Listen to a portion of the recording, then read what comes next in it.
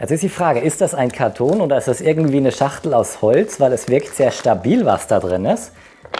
Es ist relativ leicht. Es ist aus Holz. Oh.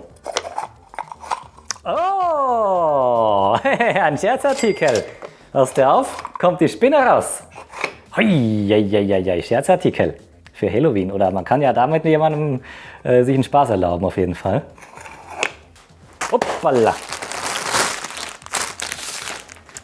Wir haben auf jeden Fall was in XXL.